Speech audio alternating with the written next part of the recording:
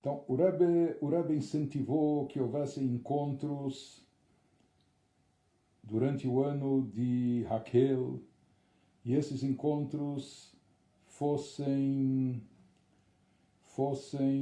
baseados em temas judaicos, conforme acontecia no Beit HaMikdash, no templo sagrado, na época que o templo existia, onde havia uma congregação imensa que envolvia homens, mulheres, jovens, crianças, pessoas de todas as idades, e todos se reuniam em torno de quê? Em torno do rei de Israel, que proferia palavras de Torá.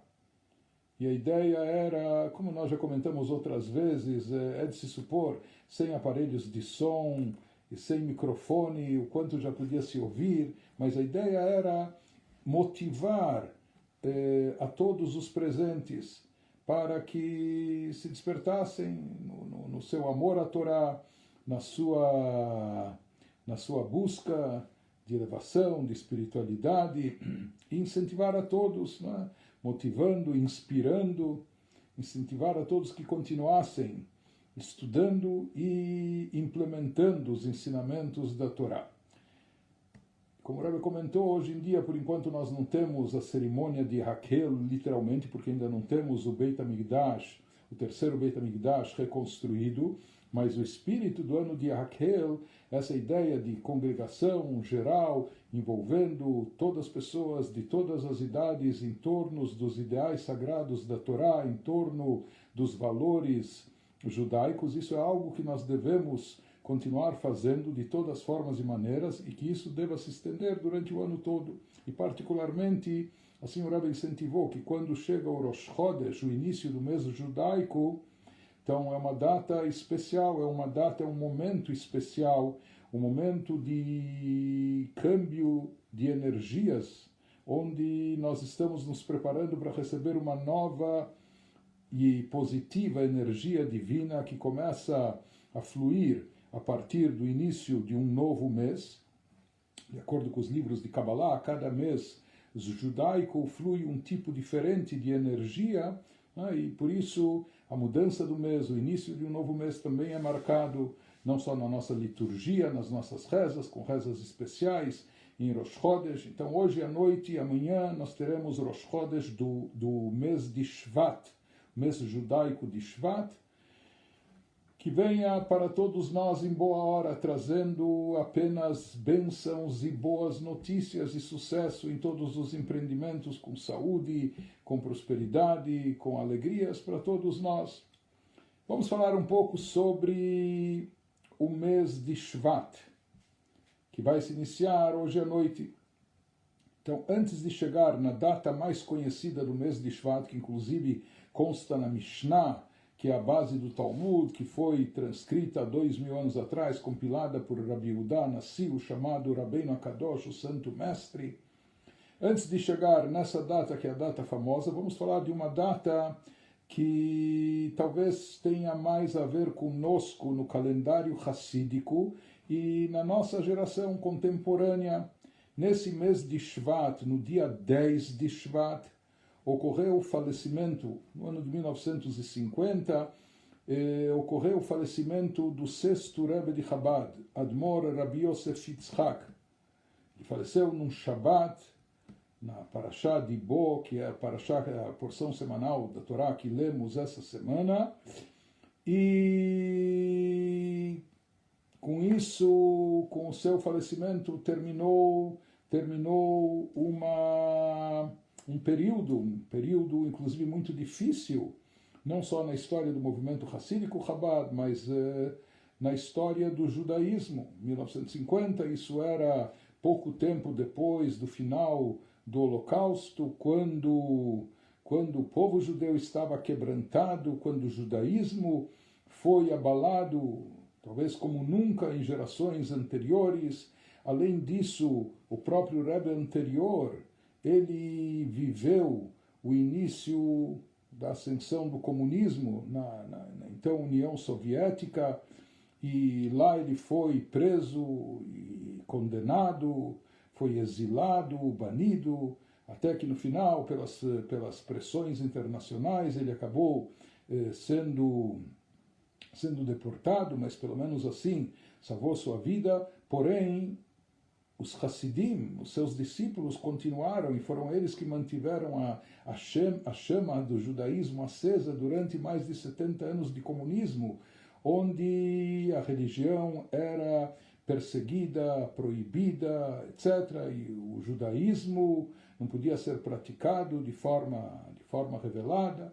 Enfim, o Rebbe anterior, durante os seus 30 anos de liderança do movimento Chabad, e foi uma figura, uma pessoa de extremo destaque dentro do judaísmo mundial. O próprio Rebbe anterior esteve no gueto de Varsóvia, quando o gueto começou a ser bombardeado, e de forma completamente milagrosa, através de gestões dos Hassidim, ainda nos Estados Unidos, e pressões internacionais, ele conseguiu ser resgatado do próprio gueto de Varsóvia, e mais tarde ele foi embarcado num dos navios que o levou para os Estados Unidos, onde ele viveu os 10 últimos anos da sua vida, atuando lá, por mais que ele chegou com a saúde muito debilitada, após ataques cardíacos, e já chegou em cadeira de rodas, etc., mas ele não se permitiu nenhum repouso, nenhum descanso, mesmo chegando nos Estados Unidos, sabe, levar uma vida mais tranquila. Muito pelo contrário. Naquela época havia muito pouca religiosidade judaica em solo americano. E o Rebbe anterior assumiu essa missão, como ele declarou logo na sua chegada, de mudar essa situação, de transformar essa atmosfera, trazendo o judaísmo nos Estados Unidos, como era no velho continente. E assim ele se dedicou, nesses 10 últimos anos de vida sua nas Américas. Um ano depois da sua chegada, mais ou menos, o seu genro, o nosso Rebbe, queria se tornar o seu sucessor. Ele chega aos Estados Unidos e assume funções importantes, nomeado pelo seu sogro, e começa uma difusão de judaísmo, educação judaica, novas instituições, publicações, etc., de uma forma até então nunca vistas em solo americano. Então, o dia 10 de Shvat, ele marca o Yortzeit, o dia do falecimento, que é um dia muito elevado, quando a data de falecimento de um tzadik, assim como nós marcamos a data de Lag BaOmer, que é o dia do falecimento do Rabbi Shimon Bar Yochai, autor do Zohar, uma data sagrada, assim também falecimento de tzadikim que partem desse mundo com a missão cumprida, é considerada uma data muito especial.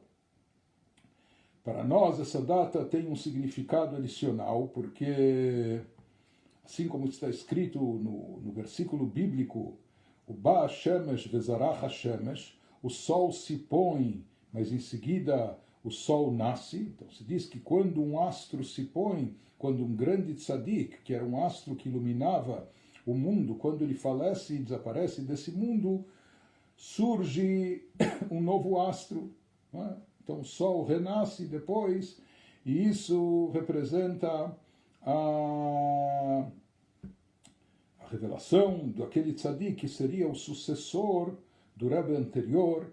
Então o dia 10 de Shvat, além de marcar o falecimento do Rebbe anterior, para nós marca o início da atuação e da revelação do nosso Rebbe, sétimo Rebbe de Chabad, como líder não só do movimento Chabad, mas depois como líder de todo o judaísmo, e não só líder judaico, mas como nós vimos e percebemos nas últimas décadas, como o Rebbe se empenhou em difundir bem e espiritualidade para o mundo todo, inclusive através de propagação das 7 leis noáchicas, daquelas leis bíblicas que se aplicam a todos os povos da terra. E nós vimos então uma atuação sem precedentes que o Rebbe desempenhou desde a data de 10 de Shvat, após o falecimento do seu sogro, mesmo que durante um ano inteiro o Rebbe ficou relutante e hesitava em aceitar essa incumbência. Na sua modéstia, na sua humildade, o Rebbe se recusava a se tornar o sucessor, mas com toda a insistência durante o ano inteiro dos Hassidim, na data de Yud Shvat. Foi nessa data de 10 de Shvat que o nosso Rebbe ele assumiu oficialmente a liderança. Isso no movimento Chabad ocorre através da recitação de um discurso hassídico. Então, pronunciamentos públicos, o Rebbe já fazia, o nosso Rebbe já fazia. Na realidade, ele fazia mesmo em vida do seu sogro, amando do sogro. O sogro estabeleceu que todo Shabbat Mevarchim, o Shabbat que antecede o Rosh Chodesh, no nosso caso foi ontem, é o Shabbat que abençoa o novo mês que vai chegar. Então, uma das coisas que o Rebbe anterior instituiu é que nesse Shabbat se fale Teilim. Hassidim costumam terminar o livro inteiro de Teilim, de Salmos, e além disso, estudos especiais para atrair essas bênçãos para o novo mês, atrair os chamados bons fluidos, essa energia positiva para o mês que se inicia, e também se sentar numa reunião hassídica de Zerlechaim, buscando e atraindo bênçãos para o mês que vai começar.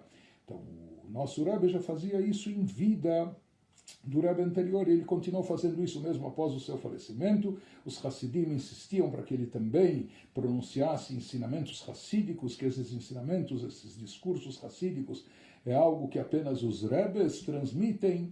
E o Rebbe hesitava, e no dia 10 de Shvat, um ano depois, no primeiro Yortzeit do seu sogro, pela primeira vez, nosso Rebbe pronunciou um mamar, um discurso hassídico, e com isso ele assumiu oficialmente a liderança do movimento. Ele, por assim dizer, estabeleceu até algumas condições com os Hassidim, como dizendo, olha, esse trabalho eu não vou fazer sozinho, mas tem que ser um trabalho em conjunto, de equipe entre nós. Então nós temos que atuar juntos para perpetuar esse legado, e assim foi, e todo o resto é história. Então aqueles que inclusive estiverem interessados em conhecer mais detalhes sobre essa data de 10 de Shvat histórica, quando o nosso Rebbe assumiu a liderança, nós já fizemos em anos anteriores, quando se completou 70 anos da liderança do Rebbe, nós fizemos uma apresentação, uma longa e detalhada apresentação a respeito disso. Então isso pode ser acessado no nosso canal de YouTube, e talvez o pessoal nosso de retaguarda, da nossa parte técnica, vamos pedir para eles que coloquem perto da data de Utshvat, ou desde já, coloquem um link para acessar esse vídeo daquela época para todos aqueles que estiverem interessados. Apenas como a gente costuma também, já que estamos nos 120 anos de nascimento do Rebbe, então nós queríamos também contar ou histórias, episódios da vida do Rebbe que nos ensinam algo. Então, falando sobre essa data histórica, quando o Rebbe assumiu a liderança, um detalhe que era muito pouco conhecido e que só foi divulgado muitos anos depois. Nessa ocasião, isso aconteceu em 10 de Shvat, janeiro de 1951, quando oficialmente, para Hassidim, já há um ano, eles já consideravam o Rebbe o novo Rebbe, o sétimo Rebbe. Mas, oficialmente, o Rebbe só assumiu um ano depois. Como nós falamos, pronunciando esse mamar, esse discurso hassídico.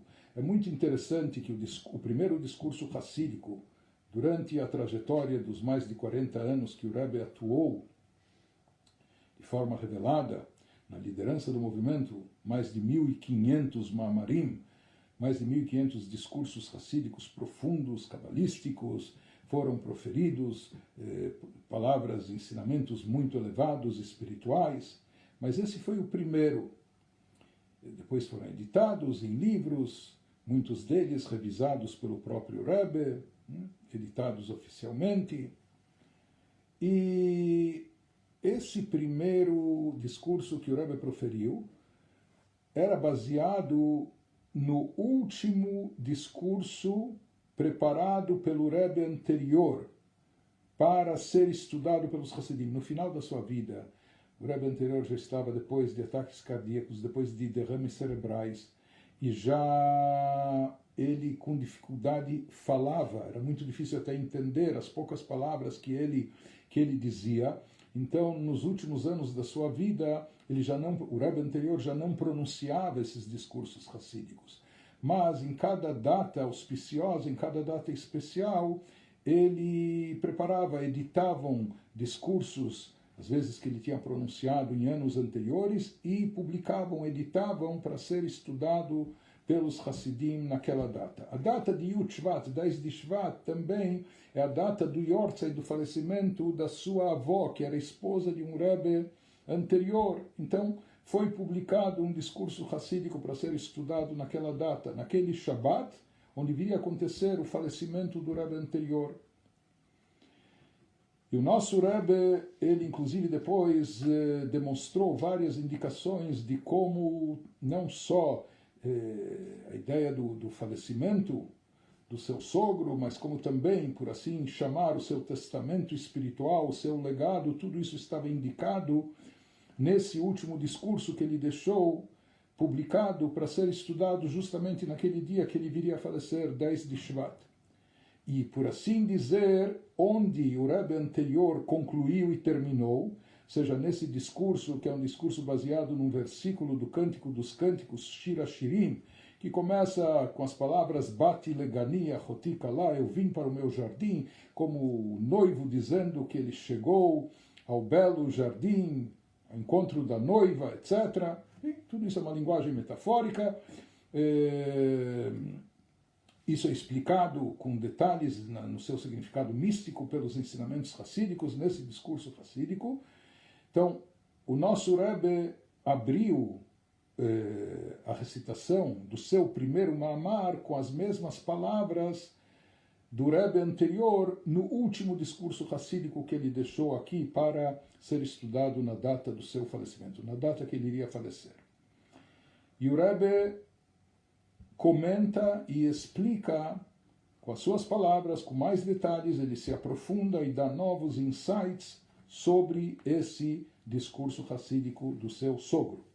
Mas nessas explicações adicionais que o nosso Rebbe acrescenta nesse primeiro discurso, ele foi dito em etapas, inclusive durante a sua recitação, em alguns momentos o Rebbe inclusive chorou e derramou lágrimas, e repetidas vezes nesse discurso o Rebbe mencionou ensinamentos de todos os Rebbes anteriores do Chabad, começando do Alter Rebbe, do Rav Shneur Zalman, autor do Tânia, passando por todos. O Rebbe menciona diversas vezes, isso era como uma maneira de dizer que aqui ele estava se predispondo a continuar aquilo que foi iniciado pelos seus antecessores, mas então, e que tudo que ele ia fazer é baseado e fundamentado naquilo que os Rebbes anteriores disseram, ensinaram, praticaram, etc.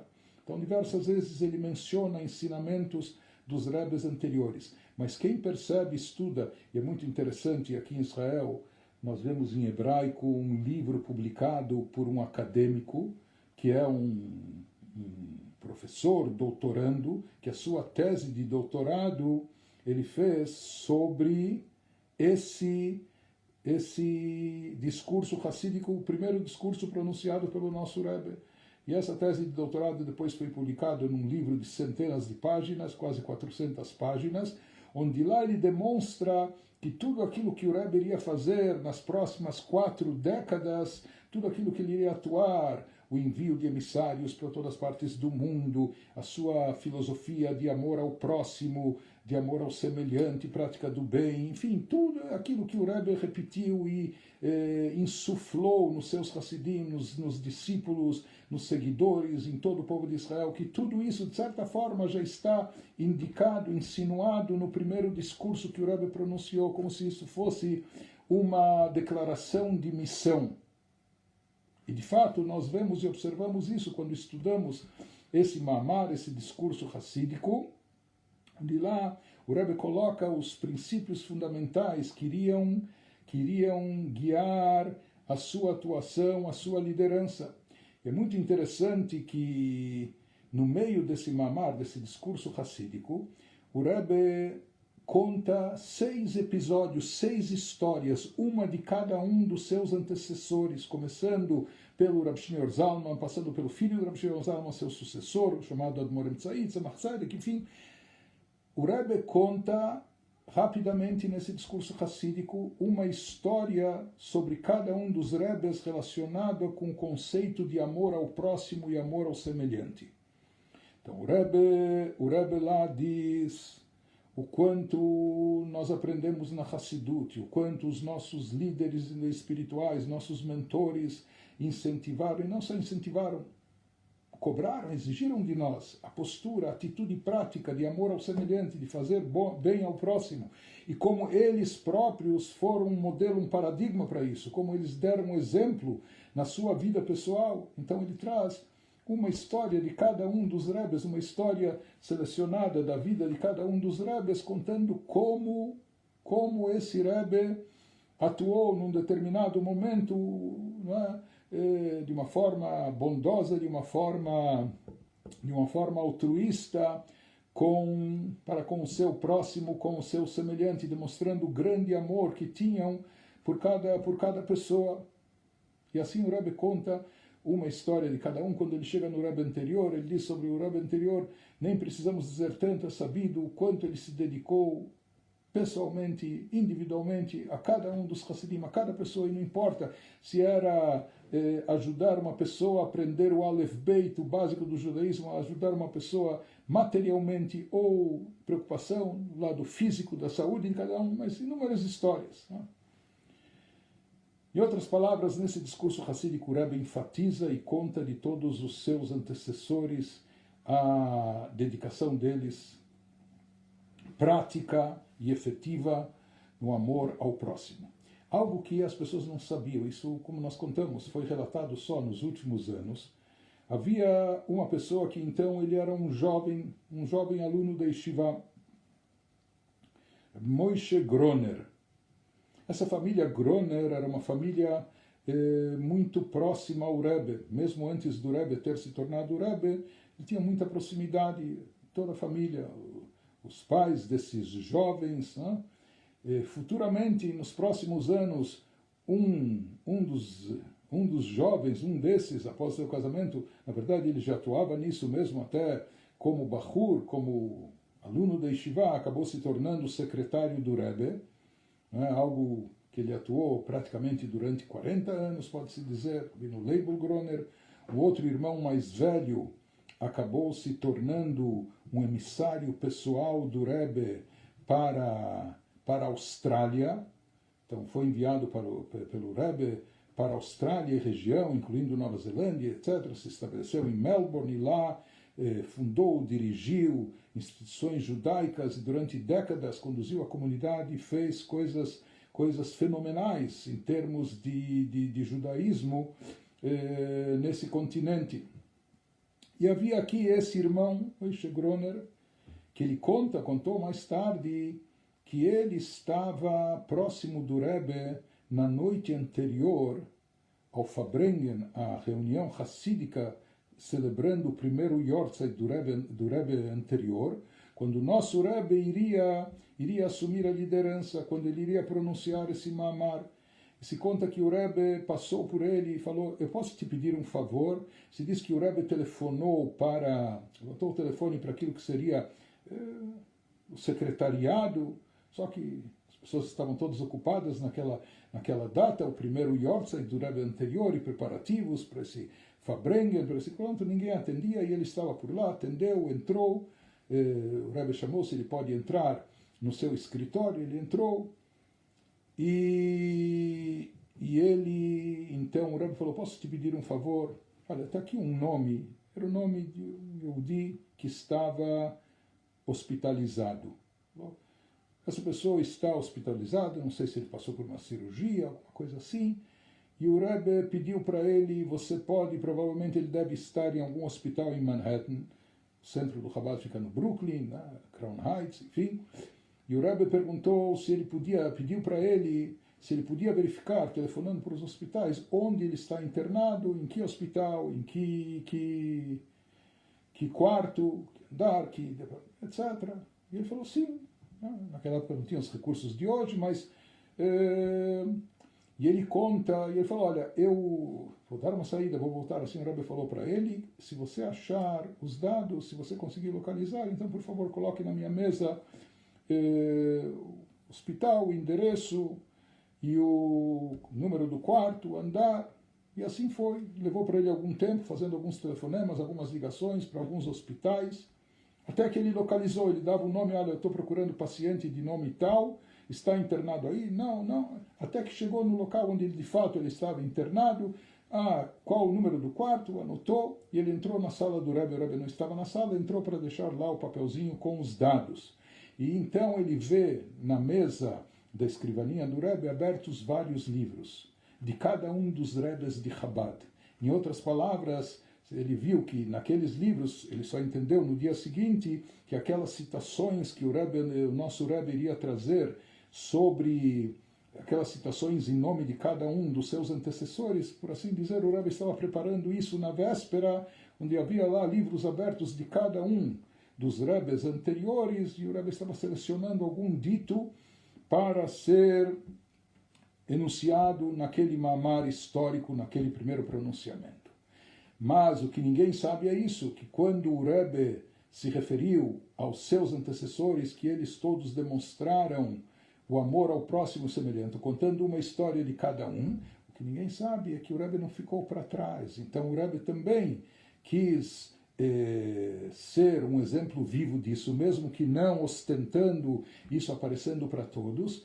E pelo visto, o que se sabe, então ele entendeu depois, a posteriori, esse Moshe Groner, que, pelo visto, na noite anterior à recitação do Mamar, o Rebbe foi até Manhattan, nesse hospital, visitar essa pessoa que estava acamada, aquela pessoa que tinha passado uma cirurgia, estava hospitalizada, cumprir a mitzvah de Bikur Cholim, de visitar enfermos e de dar incentivo, força moral para a pessoa doente, desejando para ele não só um pronto restabelecimento, mas também animando, levantando, etc. Em outras palavras, nosso Rebbe daqui a gente vê que aquilo que ele pregava era aquilo que ele fazia.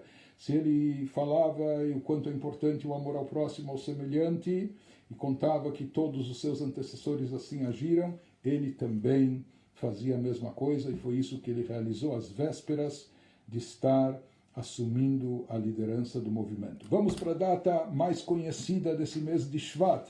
Qual a data mais conhecida? Tu Bishvat. Tu quer dizer, em hebraico, são duas letras, Tet e Vav. Tet vale 9, Vav vale 6, somando as duas nós chegamos a 15. Na verdade, Tu Bishvat quer dizer 15 de Shvat, 15 do mês de Shvat. O que aconteceu no dia 15 do mês de Shvat? Na realidade, talvez não aconteceu nada, mas o dia 15 de Shvat é mencionado na Mishnah, que foi compilada 2000 anos atrás, como Rosh Hashanah Leilanot, Ano Novo das Árvores. Inclusive, é bom notar que existem duas opiniões na Mishnah. Quando é esse Ano Novo das Árvores? Há uma opinião que diz que é hoje à noite, Rosh Chodesh Shvat. Duas escolas rabínicas, a escola de Beit Shammai dizia que Rosh Hashanah Leilanot, Ano Novo das Árvores, era Rosh Chodesh Shvat, mas a escola de Hillel, Beit Hillel, discordava e falava não, que essa data é 15 de Shvat, e a Halachá acabou prevalecendo, a lei acabou prevalecendo como a escola de Hillel, que de fato se marca a data de Rosh Hashanah Leilanot no dia 15 do mês de Shvat.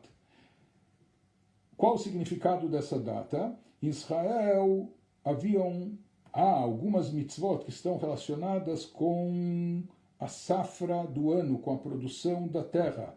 Há leis agrícolas que regem aquilo que é semeado, plantado, colhido na Terra Santa, na Terra de Israel. Haviam dízimos que eram dados cada ano para um tipo de destino, às vezes eram dados para os levitas, às vezes para os pobres e necessitados. Em determinados anos simplesmente eram levados pelos donos do campo para Jerusalém, para lá serem consumidos, etc. Então, como haviam diferentes destinos para as frutas, ou pelo menos para os dízimos extraídos das frutas, ou isso não eram impostos, na verdade é uma mitzvah da Torá que parte da colheita fosse destinada ou para pobres, para necessitados, aqueles que precisam, etc. Então, cada ano isso tinha um destino diferente. Então, o que determinava quando, como nós temos o ano de exercício, né? Mas aqui não era o ano civil, Isso está relacionado com as estações em Israel, que cabe observar são diferentes do hemisfério sul, do Brasil, por exemplo, em geral é o contrário. Então agora em Israel nós estamos em inverno, quando no Brasil é verão, mas de qualquer forma, quando em cada época as frutas, as árvores plantadas, quando elas já fincaram no pé, quando elas já se enraizaram, etc. Então há uma determinada época do ano que isso vem, depois do período de chuvas, etc., quando se diz que esse é um divisor de águas. Até aqui as frutas eram consideradas do ano anterior, e a partir de agora, a partir de Tu Bishvat, a partir de 15 de Shvat, Rosh Hashanah Leilanot, Ano Novo das Árvores, essas frutas já são consideradas para os efeitos de doações, de dízimos, de recolhimentos, que eram feitos de acordo com as prescrições e mitzvot bíblicas. Então essas frutas, a partir de 15 de Shvat, já eram consideradas frutas do ano seguinte, para esses efeitos de cumprimento dessas mitzvot. Então, essa é a data de Tu Bishvat, com o significado prático dela, conforme trazido na Mishnah, 15 de Shvat, Rosh Hashanah Leilanot, mas para muitos efeitos, hoje isso não tem relevância para quem mora fora de Israel, da Terra Santa, ou mesmo em relação a quem está em Israel, quanta implicação tem se a pessoa não tem seu próprio campo ou horta, ou planta frutas, ou tem as suas próprias árvores. Mas aqui, novamente, nós temos o significado espiritual dessa data, o que ela representa para nós, mesmo que a gente não tenha um campo com árvores frutíferas e mesmo que a gente não tenha essas plantações, mas como nós marcamos essa data e o que ela significa para nós. Então, todos os nossos mestres e todos os nossos livros relacionam essa data com um versículo bíblico que nos fala que Adam Etz Hasadeh, traduzindo ao pé da letra literalmente, por mais que este não é o sentido muito literal no contexto bíblico, mas traduzindo ao pé da letra, se diria que Adam Etz Hasadeh, porque o ser humano, ele é equiparado à árvore do campo. Em outras palavras, o ser humano, ele é parecido com uma árvore. Por isso, quando chega um Rosh Hashanah das árvores, isso tem a ver conosco também, ou pelo menos nós temos que derivar das árvores os ensinamentos que se aplicam a nós, seres humanos, aquilo que tem relevância a nós. Então, em primeiro lugar, quando chegar essa data de 15 de Shvat, né, que isso me parece vai cair na segunda-feira à noite, terça-feira, me parece dia 6 de fevereiro. Então, nessa data, hoje em dia, em primeiro lugar, por ser Rosh Hashanah Leilanot, Rosh Hashanah das árvores, então é uma data alegre, por isso textos tristes da reza da nossa liturgia são excluídos, não são ditos nesse dia. Além disso, nós temos um costume simbólico nessa data, se costuma comer frutas. Se costuma fazer como um banquete de frutas, em especial dando destaques a perot shenishtabcha bahen Eretz Israel, aquelas frutas que biblicamente são consideradas frutas típicas e características de Israel, da Terra Santa. Então essas frutas seriam, conforme enumerados no versículo bíblico, uva, figo, romã, oliva, azeitona e tâmara. Conforme enumerado no versículo bíblico, essas são as frutas. Tinha épocas recentes onde se falava que Israel era um grande produtor de laranjas e outras frutas, etc. Mas, biblicamente, as frutas características tradicionais de Israel, inclusive essas frutas, elas acabam tendo e merecendo uma bênção especial, uma bênção posterior quando comemos essas frutas. Quando comemos outras frutas, maçã, pera, laranja, mexerica, etc., a brachá final que fazemos é borei nefashot rabot, é uma brachá mais curta.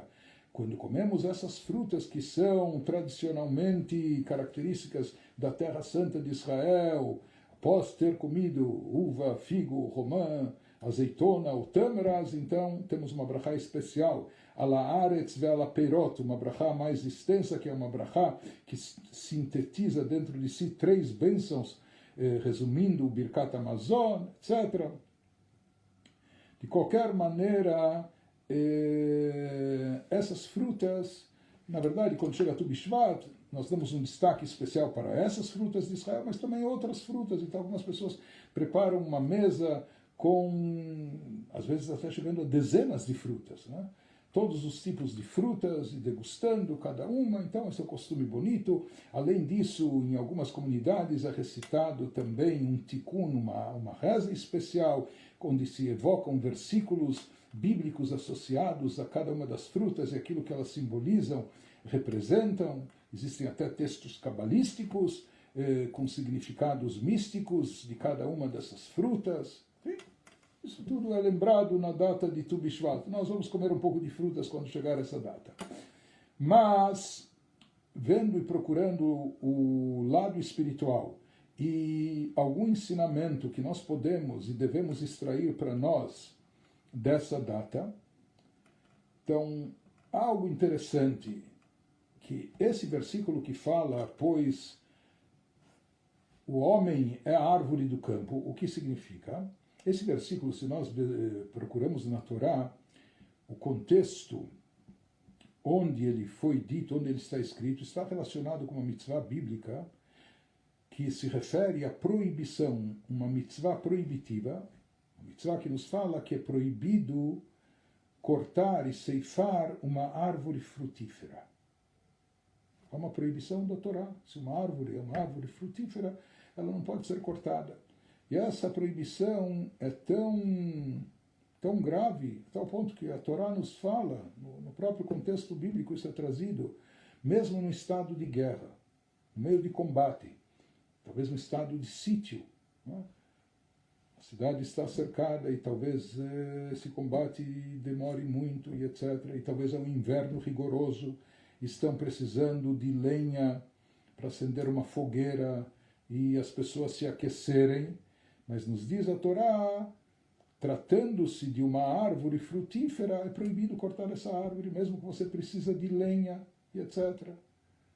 E essa lei tem desdobramentos, até o ponto que se diz, se uma árvore, alguém comprou um terreno para empreendimento, quer construir lá uma casa, ou talvez até um prédio, tem uma árvore frutífera no meio, como isso é feito? Então, a própria Halachá lida com essas questões, mas nós temos essa proibição bíblica, em princípio, de ceifar, de cortar uma árvore frutífera.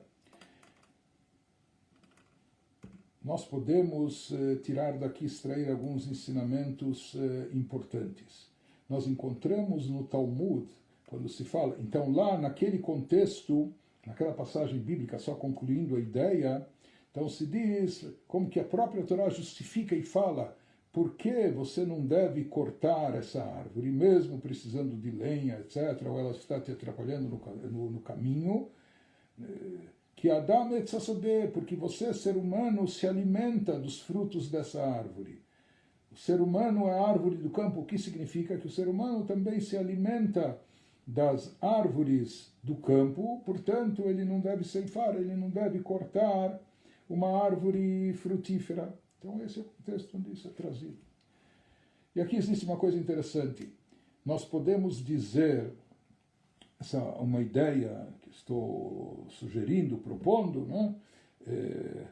Existe um dito dos nossos sábios que fala que todas as mitzvot que Deus nos ordena, por assim dizer, Ele também cumpre. Magid dvarav le Yaakov, chukav mishpatav le Israel.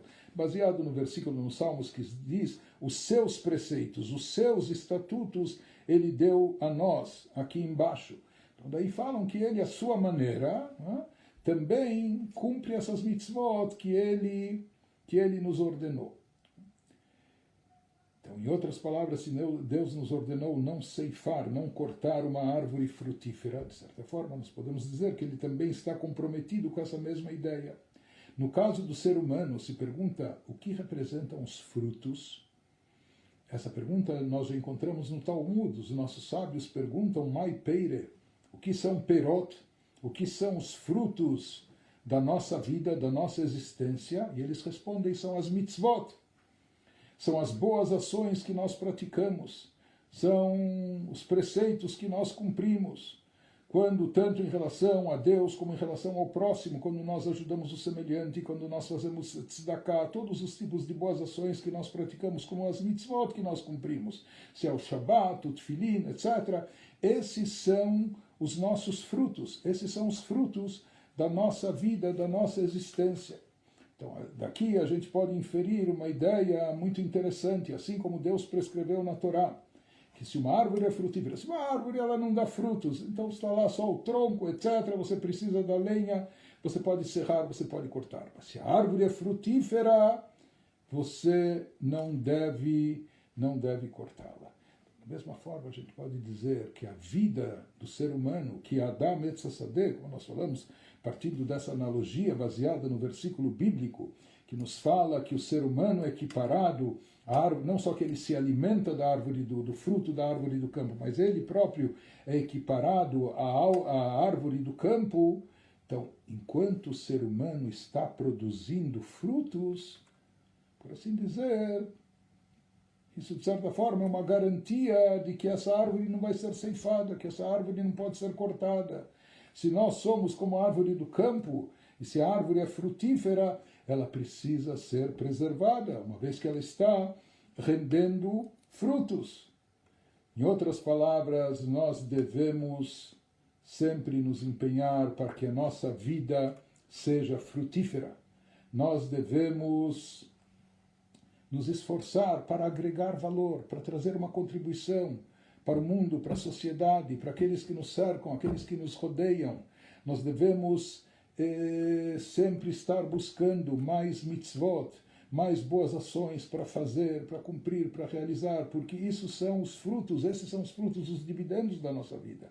Nós estamos aqui para render frutos, como uma árvore. Quando uma árvore é plantada, então é o objetivo, aquele que planta uma árvore, dependendo da semente que ele colocou, ele está visando colher os frutos dessa árvore. Então, quando chega Rosh Hashanah Leilanot, quando chega o ano novo das árvores, a gente deve se lembrar também desse contexto, desse versículo bíblico que compara o ser humano às árvores. E assim como uma árvore está sempre em crescimento, perceptível ou não perceptível, mas uma árvore está sempre crescendo, assim também nós, como seres humanos, sempre não devemos estagnar, sempre a gente deve estar num crescimento espiritual. Às vezes as pessoas estão preocupadas em fazer crescer o patrimônio, o seu kavod, o seu status, a sua honra, etc. Mas não é esse tipo de crescimento que se refere o versículo. A gente deve estar preocupado num crescimento e evolução espiritual. Então, assim como a árvore está sempre subindo e crescendo, se elevando, nós também, como seres humanos, quando se fala que Adam et Sassadeh, o ser humano equiparado, comparado à árvore do campo, nós também devemos estar em constante crescimento. A gente não deve se acomodar com aquilo que já fez e já realizou, mesmo que a pessoa tenha feito muita coisa boa, tenha praticado bem, tenha ajudado muita gente, mas se estamos aqui, enquanto estamos aqui, nós estamos aqui para acrescentar, para agregar valor, para produzir, para render frutos. E esse é o objetivo essencial nosso. E isso a gente deve estar, quando chega essa data de Tu B'Shvat, dia 15 do mês de Shvat, Rosh Hashanah Leilanot, ano novo das árvores, então a gente deve... É uma oportunidade, de certa forma, é até um chamado para a gente se conscientizar disso.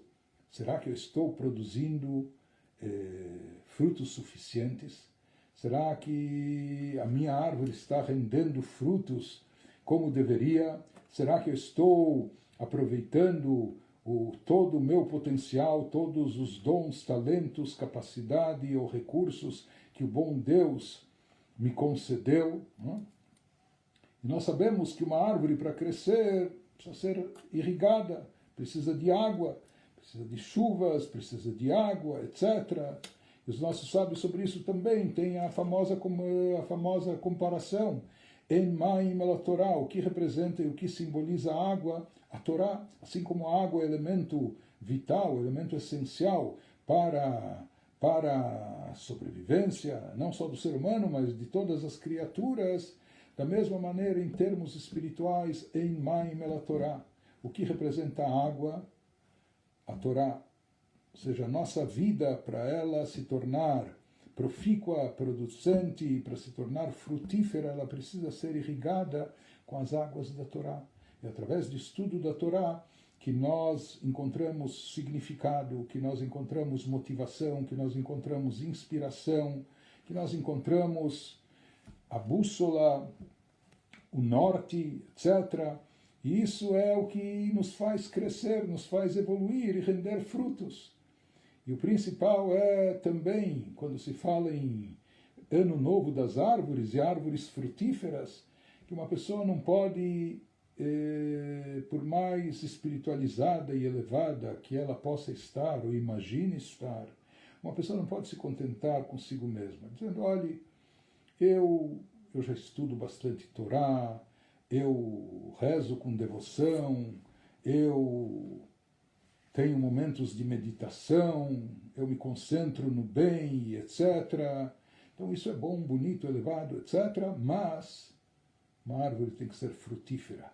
Nós temos que render frutos, e esses frutos têm que estar disponíveis para todos aqueles que estão ao nosso redor. Então, essa é a inspiração nossa para a data de Tu B'Shvat, Ano Novo das Árvores, que Adam Etz Hasadeh, baseado no versículo que diz que o ser humano é comparado com uma árvore, que até nós temos o que aprender das árvores, e uma árvore é uma árvore para ser uma árvore frutífera. Enquanto a árvore é frutífera, a própria Torá lhe dá por assim dizer, por assim chamar, um seguro de vida, uma garantia, dizendo, se é frutífera, ela não pode ser ceifada, não pode ser cortada. Por quê? Porque ela é vital, ela é essencial, ela está produzindo, rendendo. Assim também nós temos que saber, se nós estamos aqui nesse mundo para render frutos, para produzir. Nós devemos levar uma vida frutífera. E a cada dia, no término do dia, alguns fazem isso antes de ler o Shema Israel, antes de dormir. Nós devemos fazer um balanço e uma autoanálise. Será que minha vida está sendo frutífera? O meu dia de hoje que passou, eu ajudei uma pessoa, eu falei uma boa palavra para alguém, eu fiz diferença na vida de alguém de uma forma ou de outra, eu contribuí de alguma maneira para tornar a vida de alguém melhor, para tornar o mundo melhor. Isso significa levar uma vida frutífera. Isso é uma das mensagens importantes que nós podemos e devemos derivar de Tu B'Shvat, 15 de Shvat, Rosh Hashanah Leilanot, Rosh Hashanah, o início de um novo ano para as árvores frutíferas, que também marque para nós o início de um novo período, que a gente aproveite essa data especial para a gente se renovar, produzir mais frutos, e frutos mais belos, mais bonitos ainda, daquilo que a gente já fazia. Então nós vamos concluir agora desejando não só um ótimo dia e ótima semana, mas também um Chodesh Tov, já que hoje à noite era o Chodesh Shvat, que esse mês de Shvat venha para todos nós, trazendo muita saúde, alegrias, boas notícias, sucesso, prosperidade, todas as coisas boas, e que a gente tenha toda a motivação e também tranquilidade para render frutos, para produzir, para levar uma vida profícua, uma vida frutífera. Então, ficamos por aqui, se Deus quiser, voltamos a nos encontrar no próximo Rosh Chodesh. Por enquanto, um Chodesh Tov, um Mevorach, um ótimo e abençoado mês a todos vocês. Até lá, se Deus quiser.